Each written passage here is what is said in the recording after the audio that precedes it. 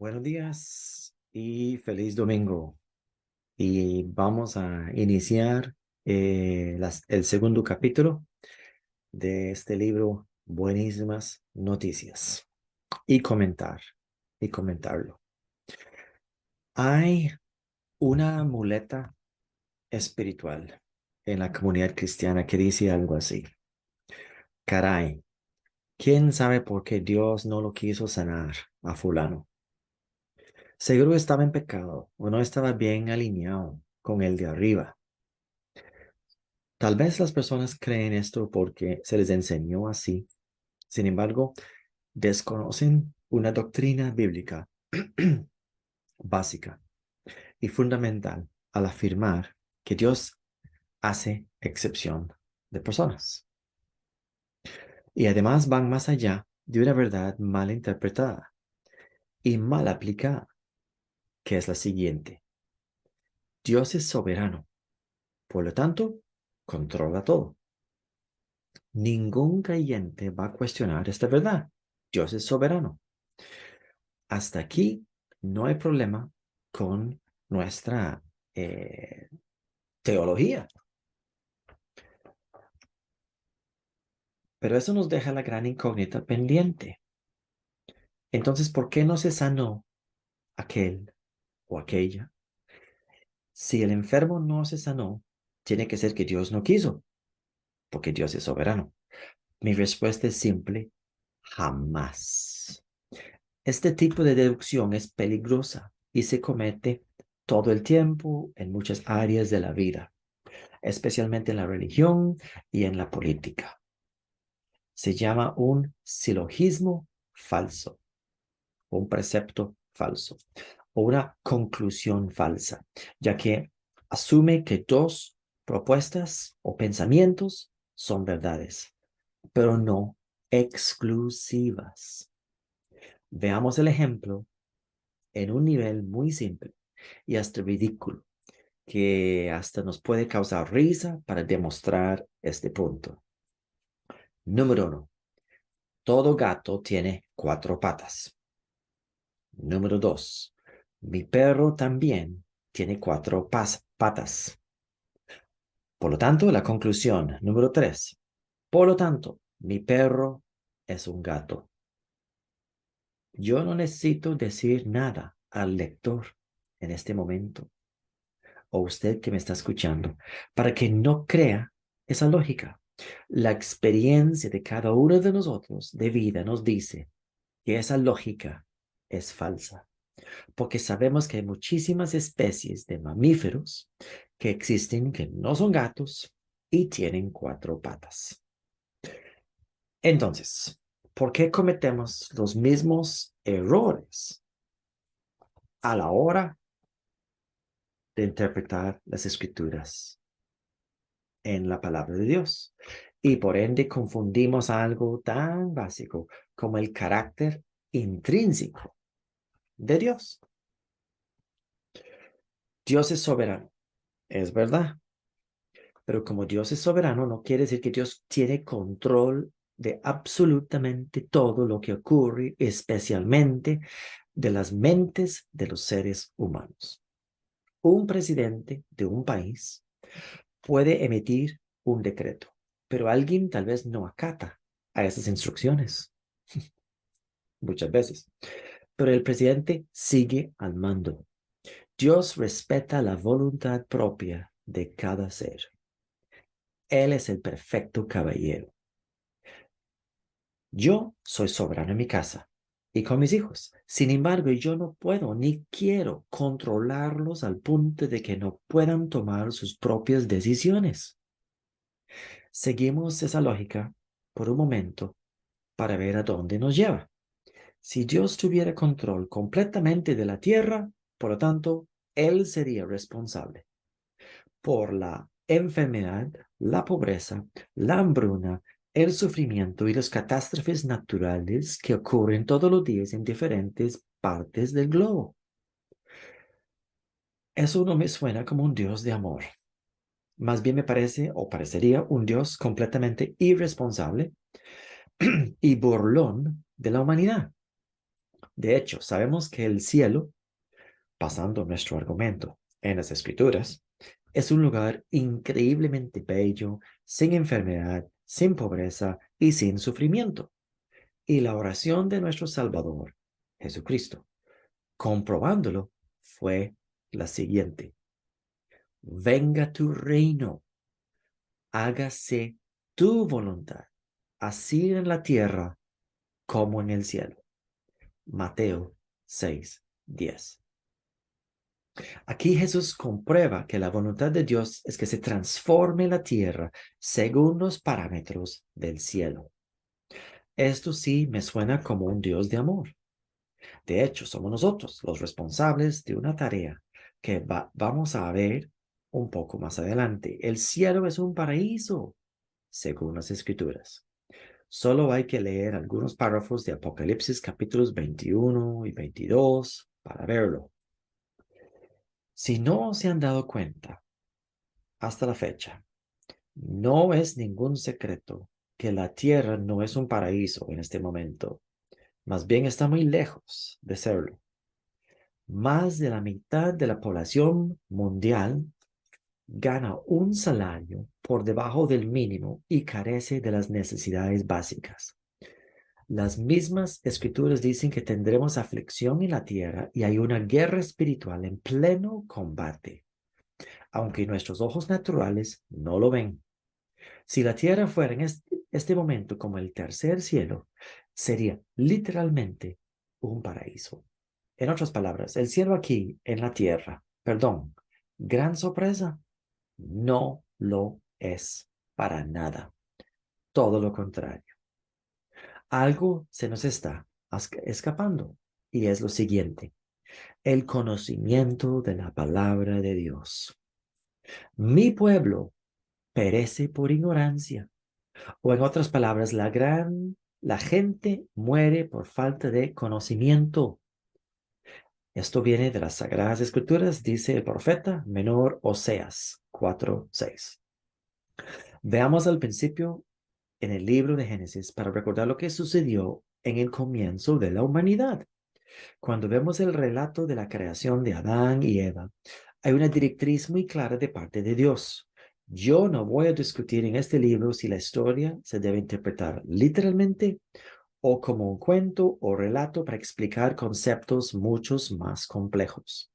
Es evidente por sí solo que el libro de Génesis trae información invaluable con inspiración divina acerca del plan de Dios y de la intención original del Creador. Vamos a leer. Entonces dijo Dios: hagamos al hombre a nuestra imagen, conforme a nuestra semejanza, y tenga potestad sobre los peces del mar, las aves del cielo y las bestias, sobre la tierra, sobre todo animal que se arrastra sobre la tierra. Y creó Dios al hombre a su imagen. A imagen de Dios lo creó. Varón y hembra los creó.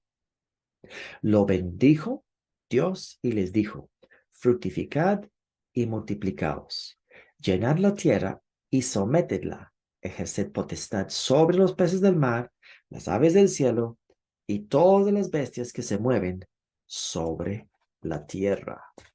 Génesis 1:26 al 28. Muy bien, este pasaje que acabamos de ver trae dos verdades increíbles a nivel teológico y existencial. En primer lugar, la humanidad es una creación hecha a la imagen y semejanza de Dios. La humanidad es la única creación con estos atributos. Cuando juntamos esta primera verdad de la creación de la humanidad con la segunda, nuestra potestad, entendemos mejor esa mente infinita del Creador. Entonces, vemos la segunda verdad, que Dios le encomienda a la humanidad el dominio sobre toda la creación. En resumen, Dios comparte su autoridad con nosotros y de igual manera nos da potestad sobre la creación. En otras palabras, Dios nos da la responsabilidad de cuidar la tierra y para este fin comparte su soberanía y la manera de efectuarla con nosotros. Wow. En este momento puedo escuchar preguntas en las mentes de ustedes surgiendo de las dudas en cuanto a este asunto. Lo que acabamos de ver en las escrituras es que la humanidad tiene el control de la tierra. Y si lo podemos decir así, pero definitivamente no es Dios. Ahora, eso no quiere decir que Dios nos está actuando, perdón, que Dios no está actuando a través de su iglesia con este propósito. Cuando digo iglesia me refiero a todo creyente en el Señor Jesucristo. De hecho, ha habido momentos en la historia incluso cuando Dios interviene de una forma sobrenatural en los eventos de la humanidad, pero son pocas en realidad. Pero siempre usa un ser humano para hacerlo. Es mucho más común que Dios se comunique con sus siervos, profetas y reyes y les da la dirección e instrucciones de actuar de su parte en fe y así lograr el resultado deseado. Él requiere de la ayuda de su cuerpo, nosotros, el cuerpo de Cristo, para la manifestación y la expansión de su reino y todos sus beneficios para sus hijos. Ahora tal vez a través de un testimonio reciente puedo aclarar algunas preguntas en cuanto a cómo y por qué algunas cosas suceden. Preguntas en cuanto a cómo y por qué algunas, a principios del año, por ejemplo, 2016, cuando decidí escribir este libro, mi hija menor, Sara, tenía 6 años en ese entonces, empezaba a quejarse de dolores en el área del estómago. Mi esposa y yo, por razones de lo que estábamos viviendo, creíamos que era más emocional o psicológica que otra cosa. Los hermanos mayores se habían ido de la casa hacía muy poco tiempo y estábamos convencidos que eran nervios o algún temor al respecto. El dolor no era intenso y no duraba mucho tiempo. Cada vez que se manifestaba, el dolor desapareció por unas semanas y no pensábamos más del asunto. Sin embargo, de nuevo comenzó y esta vez aumentó y la llevamos al médico. Descartó apendicitis después de hacer unos exámenes de sangre y una inspección muy cuidadosa. Sin embargo, a pocos días el dolor no solo seguía, sino que aumentó a tal nivel que una noche durante la madrugada la chiquita pegó gritos durante 10 o 15 minutos y luego paró. El día siguiente vamos otra vez al médico, hacemos unos exámenes de sangre y el doctor nos dice, quiero que le lleven emergencias al hospital de niños. Después de varias horas de espera y 2 o 3 doctores que la examinaron, deciden operarla esa misma noche como una emergencia. Resulta que mi hija había nacido con una mala rotación intestinal que muchas veces no se manifiesta sino hasta los pocos años. Algunas personas a estas alturas podrán estar reclamándole, perdón, al Señor. Personas que asisten regularmente a la iglesia, personas que diezman, personas que cumplen, entre comillas, con todo lo que usualmente la gente decente hace. Personas que dicen frases familiares como, pero nosotros te creímos, Señor. ¿Cómo puede ocurrir esto? O algo similar como, ¿qué culpa tiene mi hija? Mi hija no es, esto no es justo. Y yo cumplo con el diezmo, etcétera. Esto no fue nuestro caso, aunque sí somos creyentes fervientes que nos consideramos hacedores de la palabra de fe. Nos hemos dado cuenta que desafortunadamente hay cosas que pueden suceder porque la creación no es perfecta desde la caída de Adán.